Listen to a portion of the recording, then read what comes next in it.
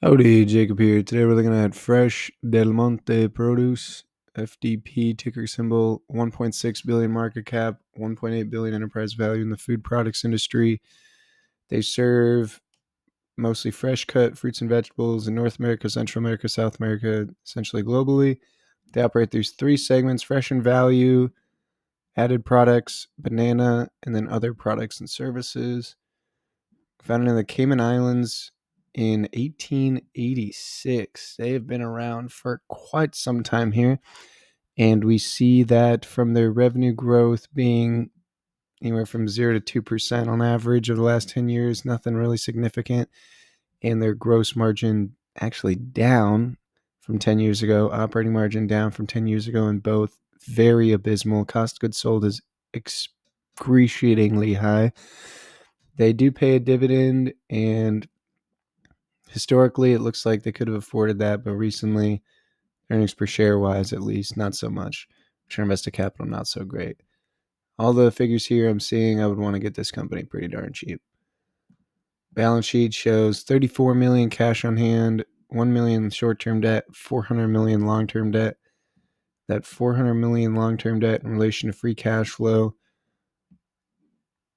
maybe about 4 years on average, 100 million maybe.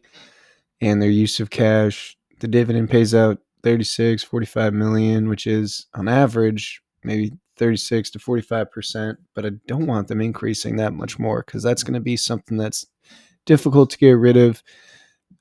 This debt, I like them paying down debt a little bit.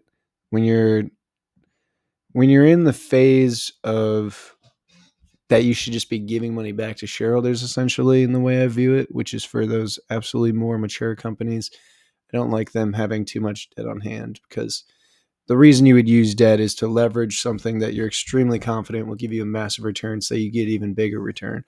And here, you can see from the growth rate, you can see from the margins. I just don't see a whole lot of growth opportunities here. And so I'd want them to just be giving them money back to me as a shareholder.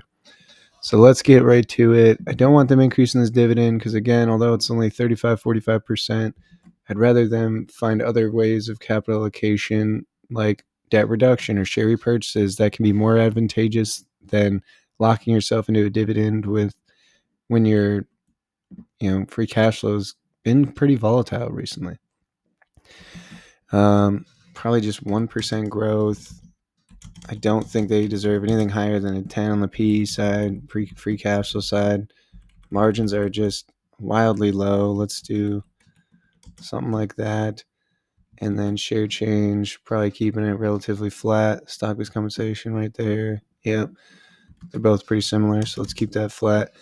Yeah, this company's stock price needs to fall quite a lot before you get the return I look for here. So when you got a business that doesn't grow, I absolutely believe that I can apply a number to the stock price that would make sense for me to buy the business in its entirety, which means I could, buy just parts of it.